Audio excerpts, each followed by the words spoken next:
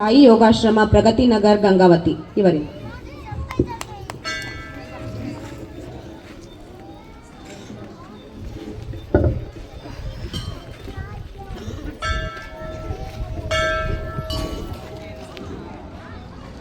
ಗುರು ಬ್ರಹ್ಮ ಗುರು ವಿಷ್ಣು ಗುರುದೇವೋ ಮಹೇಶ್ವರ ಗುರು ಸಾಕ್ಷಾತ್ ಪರಬ್ರಹ್ಮ ತಸ್ಮೈ ಶ್ರೀ ಗುರುಭ್ಯೋ ನಮಃ. ಈ ಬನ್ನಿ ಮಹಾಂಕಾಳಿ ದೇವಿ ಮತ್ತು ಮಹಾಲಕ್ಷ್ಮಮ್ಮನವರು ಇಲ್ಲಿ ನೆಲೆಸಿದಾರಲ್ವಾ, ನಿಮ್ಮಗಳ ಪುಣ್ಯ.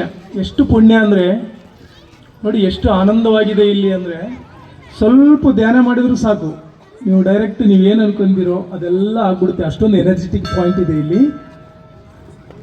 ಸೊ ಇಲ್ಲಿ ಭಾಳಷ್ಟು ಒಂದು ಏನು ಅಂದರೆ ಪಾಸಿಟಿವ್ ಅಫರ್ಮೇಷನ್ ನಾವು ಯೂನಿವರ್ಸಿಗೆ ಕೊಟ್ಟರೆ ಅದು ಗಟ್ಟಿಸುತ್ತೆ ಅಂತ ನಾನು ಚಿಕ್ಕ ವಯಸ್ಸಲ್ಲೇ ಕಂಡ್ಕೊಂಡೆ.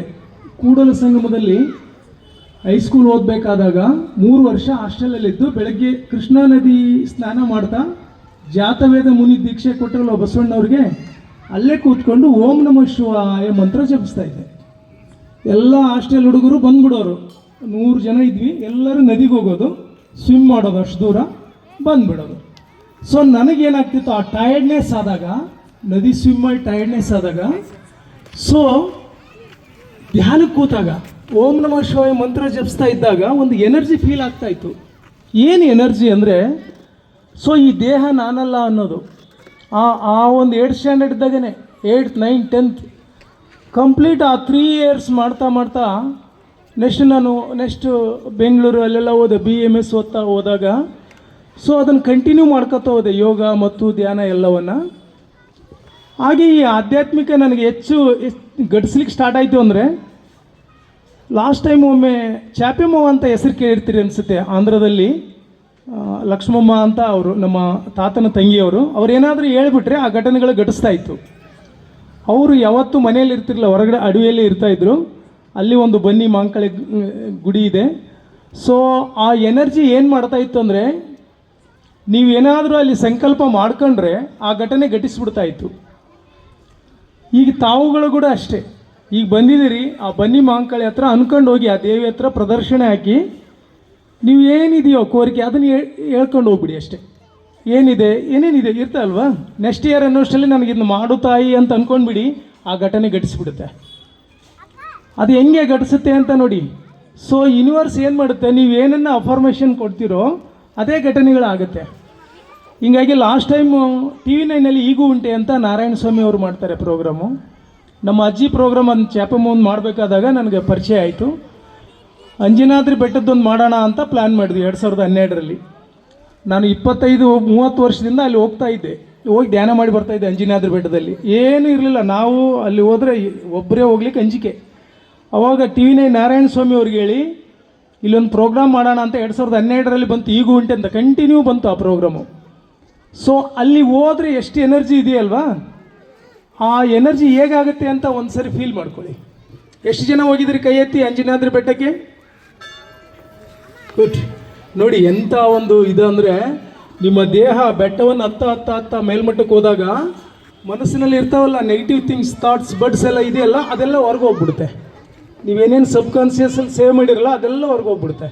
ಅಲ್ಲಿ ಹೋಗಿ ಆ ಭಗವಂತನ ದರ್ಶನ ಮಾಡಿಬಿಟ್ರೆ ಸಾಕು, ನಿಮ್ಗೆ ಆ ಎನರ್ಜಿ ಫೀಲ್ ಆಗ್ಲಿಕ್ಕೆ ಸ್ಟಾರ್ಟ್ ಆಗುತ್ತೆ. ಓಕೆ, ಎಷ್ಟು ಜನ ಯೋಗ ಮಾಡ್ತೀರಿ ಕೈ ಎತ್ತಿ? ಯೋಗ ಎಷ್ಟು ಜನ ಮಾಡ್ತಾ ಇದ್ದೀರಿ? ಕೈ ಎತ್ತಿ. ದರ್ಶನ ಮಾಡಿದ್ರಿ, ಯೋಗ ಮಾಡೋರು? ದೇಹ ಶುದ್ಧಿ, ಮನಃಶುದ್ಧಿ, ವಾಕ್ಶುದ್ಧಿ. ನೋಡೋಣ, ವಾಕಿಂಗ್ ಎಷ್ಟು ಜನ ಮಾಡ್ತೀರಿ? ಎಷ್ಟು ಜನ ಮಾಡ್ತೀರಿ? ಭಜನ್ಸ್. ಓಕೆ, ಧಾರಾವಾಹಿ ಎಷ್ಟು ಜನ ನೋಡ್ತೀರಿ?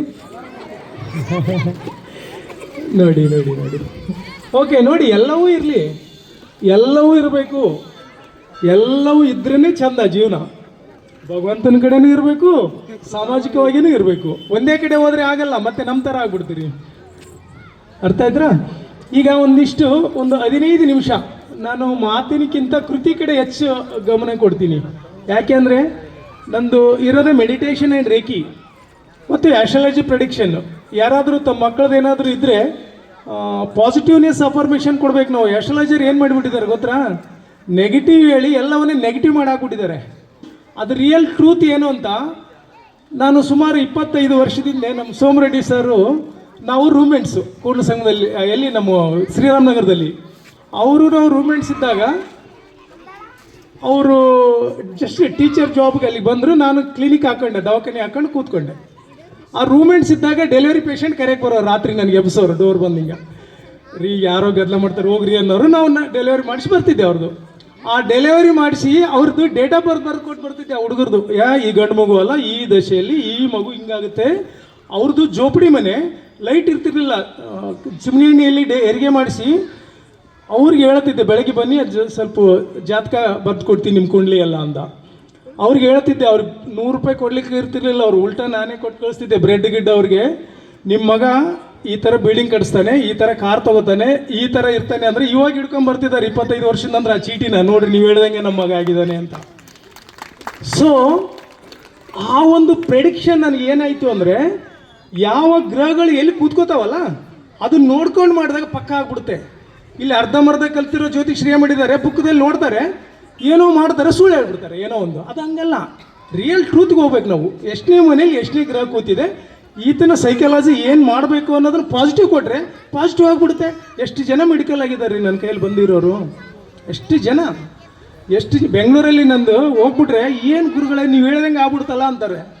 ಅದು ಹೆಂಗಾಗುತ್ತೆ, ನಿಮ್ಮಲ್ಲಿರೋ ಬಿಲೀವ್ ಒಂದು, ನಿಮ್ಮಲ್ಲಿ ಕೂತಂಥ ಆ ಒಂದು ಜಾತಕದಲ್ಲಿ ಕೂತಂಥ ಗ್ರಹಗಳ ಪ್ರಭಾವ, ಪಾಸಿಟಿವ್ನೆಸ್, ಮತ್ತು ನೀವು ಮಾಡ್ತಕ್ಕಂಥ ಪ್ರೇಯರ್, ಪ್ರಾರ್ಥನೆ ಇದೆಯಲ್ವಾ, ನಿಮ್ಮ ಮಂದಿಯವ್ರನ್ನೆಲ್ಲ ಜ್ಞಾಪಿಸ್ತಾ ಇದ್ರಲ್ಲ, ದಟ್ಸ್ ಪವರ್.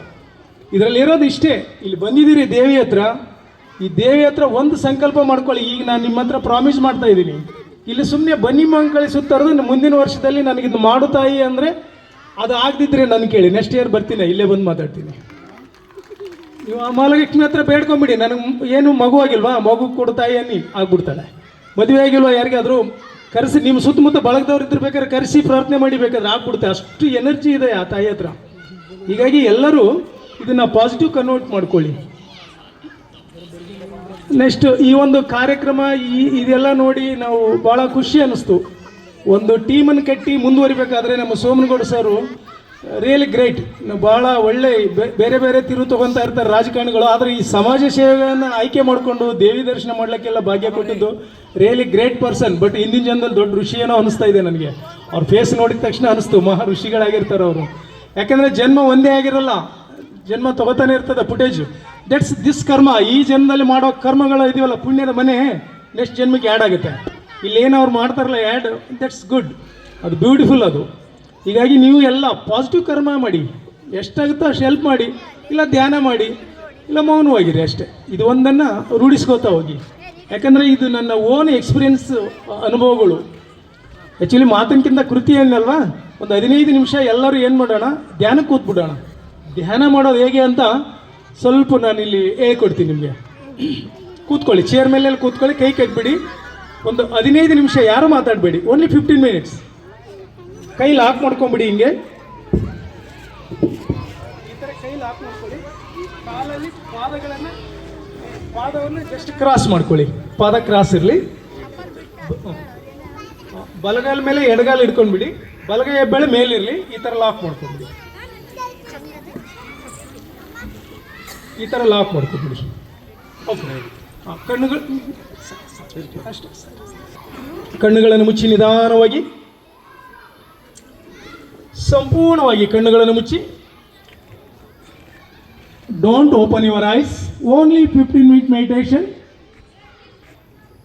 15 ನಿಮಿಷ ಧ್ಯಾನ ಮಾಡೋಣ. ಇದು ಸುವರ್ಣಾವಕಾಶ ನಿಮ್ಮ ಜೀವನದಲ್ಲಿ. ಈ ಥರ ಒಂದು ಅಭ್ಯುದಯ ಸಿಕ್ಕಿರೋದು ತುಂಬ ಸುವರ್ಣಾವಕಾಶ. ಯಾಕೆ ಅಂದರೆ ನಾವು ಬೇರೆ ಎಲ್ಲ ಮಾಡ್ತೀವಿ, ಈ ಮೆಡಿಟೇಷನ್ ಮಾಡೋಣ, ರಿಯಲ್ ಟ್ರೂತ್ಗೆ ಹೋಗೋಣ. Only 15 minute meditation.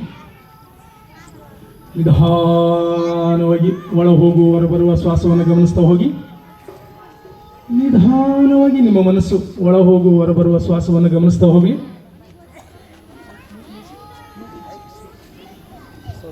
ನಿಧಾನವಾಗಿ ನಿಮ್ಮ ಅಂತರ್ಮನಸ್ಸು ಆಳವಾದ ಧ್ಯಾನದಲ್ಲಿ ಹೋಗಿ. ನಿಮಗೆ ಇಷ್ಟವಾದ ದೇವರನ್ನ, ನಿಮ್ಮ ಮನೆ ದೇವರು ಮಹಾಲಕ್ಷ್ಮಿ ಮಾತಾಯಿಯನ್ನು ಧ್ಯಾನಿಸ್ಕೊಳ್ಳಿ. ಪೂರ್ತಿ ಒಳ ಮನಸ್ಸು ನಿಮ್ಮ ಆಜ್ಞಾ ಚಕ್ರದಲ್ಲಿ ಮಹಾಲಕ್ಷ್ಮಿಯನ್ನು ತಂದ್ಕೊಳ್ಳಿ. ಕಣ್ಣುಗಳನ್ನು ಮುಚ್ಚಿ.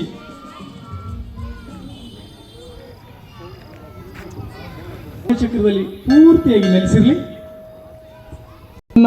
ಕರುಣಿಸು ಅಂತ ಬೇಡ್ಕೊಳ್ಳಿ. ಒಳ ಮನಸ್ಸಿನಿಂದ ಸಂಪೂರ್ಣವಾಗಿ ನಿಮ್ಮ ಸಬ್ಕಾನ್ಷಿಯಸ್ ಮೈಂಡ್ಸ್ನಲ್ಲಿ ಆ ಚಿತ್ರ ಸಮೇತ ವಿಜುವಲೈಸೇಷನ್ ಆಗಲಿ. ಚಿತ್ರ ಸಮೇತ ವಿಜುವಲೈಸೇಷನ್ ನಿಮ್ಗೆ ಏನಾಗಬೇಕಾಗಿದೆಯೋ ಅದೆಲ್ಲವನ್ನು ಆ ತಾಯಿ ಹತ್ರ, ನಿಮ್ಗೆ ಇಷ್ಟವಾದ ದೇವರ ಹತ್ರ ಕೋರ್ಕೊಳ್ಳಿ. ಪೂರ್ತಿಯಾಗಿ ನಿಮ್ಮ ಒಳ ಹೋಗುವ ಮತ್ತು ಹೊರಬರುವ ಶ್ವಾಸವನ್ನು ಗಮನಿಸ್ತಾ ಗಮನಿಸ್ತಾ ನಿಮ್ಮ ಮನಸ್ಸು ಆಳವಾದ ಧ್ಯಾನದಲ್ಲಿ ಹೋಗ್ತಾ ಇರಲಿ. ಓನ್ಲಿ ಅಬ್ಸರ್ವ್ ಯುವರ್ ಬ್ರೀತ್ ಜೊತೆ ಒಳ ಹೋಗುವ ಹೊರಬರುವ ಶ್ವಾಸವನ್ನು ಗಮನಿಸ್ತಾ ನಿಮ್ಮ ಮನಸ್ಸು ಏಕಾಗ್ರತೆಯಿಂದ ಧ್ಯಾನದಲ್ಲಿ ಹೋಗ್ತಾ ಇರಲಿ. ಲಾಸ್ಟ್ 10 ಮಿನಿಟ್, ಕೊನೆಯ 10 ನಿಮಿಷ. ಕೊನೆಯ 10 ನಿಮಿಷ ಹೊರಗಿನ ಯಾವುದ್ರ ಕಡೆ ಗಮನ ಕೊಡಬೇಡಿ. ನಿಮ್ಮ ಮನಸ್ಸು ಸಂಪೂರ್ಣವಾಗಿ ಧ್ಯಾನದಲ್ಲಿ ತಲ್ಲೀನನಾಗಲಿ.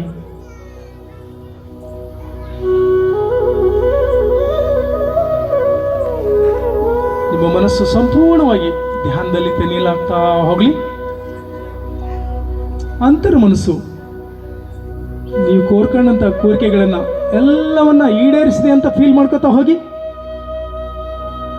ಸಂಪೂರ್ಣವಾಗಿ ನಿಮ್ಮ ಕೋರಿಕೆಗಳೆಲ್ಲವನ್ನ ಆಗಿದೆ, ಎಲ್ಲ ಕೋರಿಕೆಗಳು ಈಡೇರಿದೆ ಅಂತ ಆ ತಾಯಿ ಹತ್ರ, ನೀವು ನಂಬಿರ್ತಕ್ಕಂಥ ದೇವರ ಹತ್ರ ಕೋರ್ಕೋತಾ ಹೋಗಿ.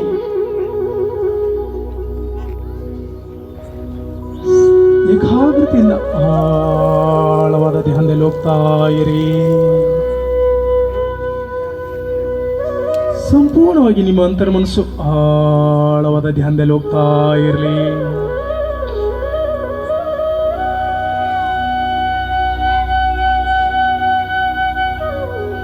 ಅಂತರ ಮನಸ್ಸು ಸಂಪೂರ್ಣವಾಗಿ ಏಕಾಗ್ರತೆಯಿಂದ ಆಳವಾದ ಧ್ಯಾನದಲ್ಲಿ ಹೋಗ್ತಾ ಇರಲಿ.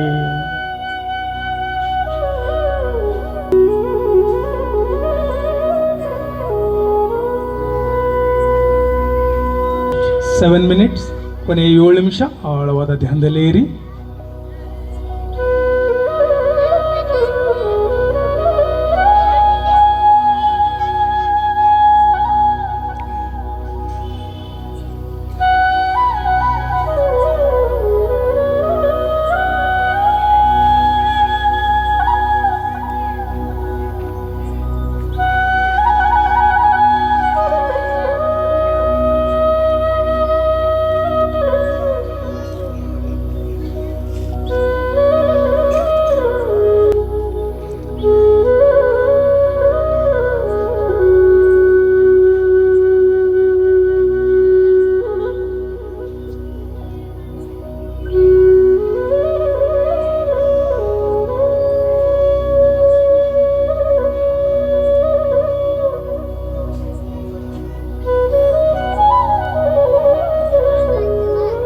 ಕೊನೆಯ 5 ನಿಮಿಷ ಆಳವಾದ ಧ್ಯಾನದಲ್ಲೇರಿ. ಕೊನೆಯ 5 ನಿಮಿಷ ಆಳವಾದ ಧ್ಯಾನದಲ್ಲೇರಿ.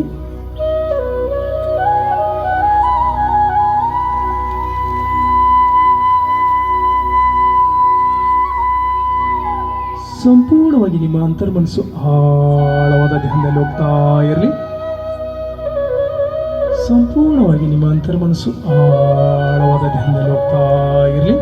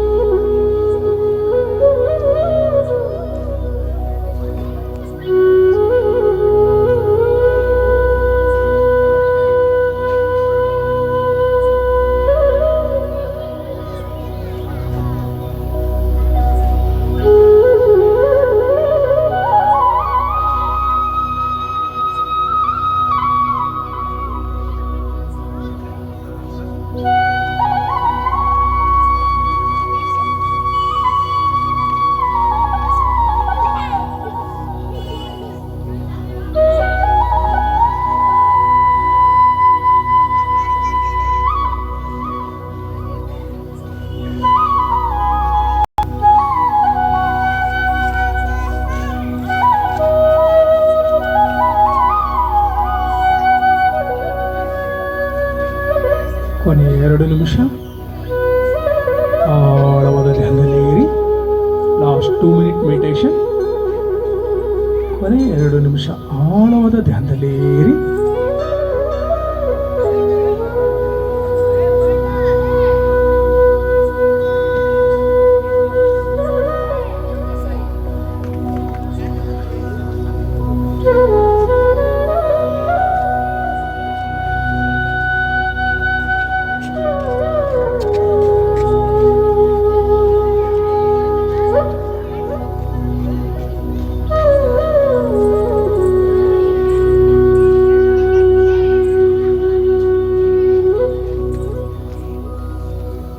Five, 4, 3, 2, 1, 0. ನಿಧಾನವಾಗಿ ಕೈಗಳನ್ನು ಕಣ್ಣ ಮೇಲೆ ಇಟ್ಕೊಳ್ಳಿ. ಕೈಗಳನ್ನು ಕಣ್ಣ ಮೇಲೆ ಇಟ್ಕೊಳ್ಳಿ. ಕೈಗಳು ನೋಡ್ತಾ ಫ್ರೆಶ್ ಆಗಿ ಕಣ್ ತೆಗಿರಿ. ಕೈಗಳು ನೋಡ್ತಾ ಫ್ರೆಶ್ ಆಗಿ ಕಣ್ ತೆಗಿರಿ. Good, very good. ಜೋರಾದ ಚಪ್ಪಾಳೆಯನ್ನು ಹಾಕಿ ಕೈಗಳನ್ನು ಮೇಲೆತ್ತಿ. ಜೋರಾದ ಕೈಗಳನ್ನು ಮೇಲೆತ್ತಿ ಜೋರಾಗಿ ಕೇಳಿಸ್ಬೇಕು ಆ ಸೌಂಡು. ಜೋರಾದ ಚಪ್ಪಾಳೆ.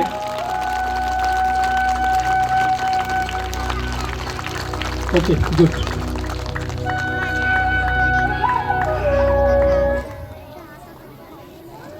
ಎಷ್ಟು ಬಿಫೋರ್ 50 ಮಿನಿಟ್ ಈಗ ಹೇಗಿದೆ ಹೇಳಿ?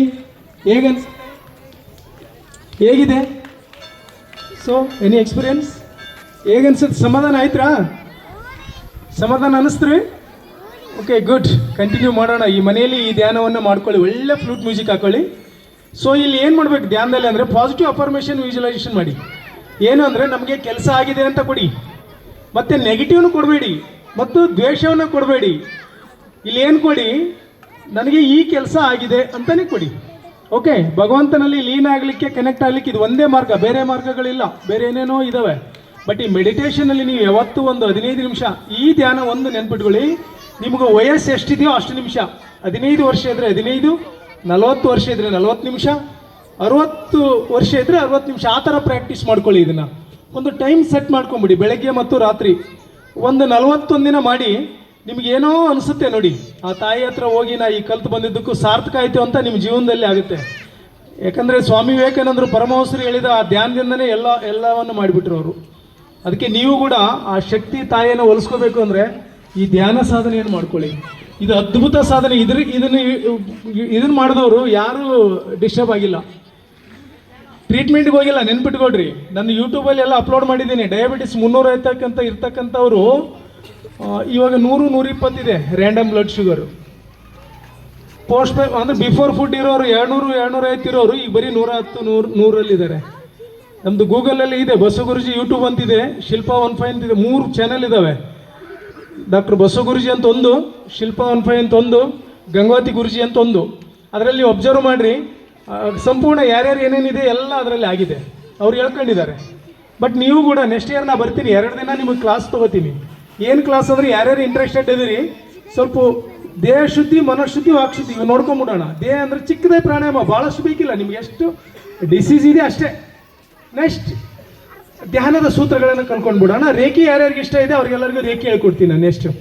ಓಕೆ, ಈ ಥರ ಒಂದು ಕಾರ್ಯಕ್ರಮಕ್ಕೆ ನನಗೆ ಆಹ್ವಾನ ಕೊಟ್ಟು ಇಲ್ಲಿ ಬರಲಿಕ್ಕೆ ಇದ್ದಂಥ ನಮ್ಮ ಸರ್ಗೆ, ಸೋಮಗೌಡ್ ಸರು ಮತ್ತು ಸೋಮರೆಡ್ಡಿ ಸರ್ ಎಲ್ಲರಿಗೂ ಥ್ಯಾಂಕ್ಸ್ ಹೇಳ್ತಾ, ಮತ್ತು ನಿಮ್ಮನ್ನೆಲ್ಲ ನೋಡೋ ಭಾಗ್ಯ ನನಗೆ ಸಿಕ್ಕಿದ್ದಕ್ಕೋಸ್ಕರ ನಿಮಗೆ ಎಲ್ಲರಿಗೂ ನಾನು ನಮಸ್ಕರಿಸುತ್ತಾ ನನ್ನ 2 ಮಾತುಗಳನ್ನು ಮುಗಿಸ್ತೀನಿ.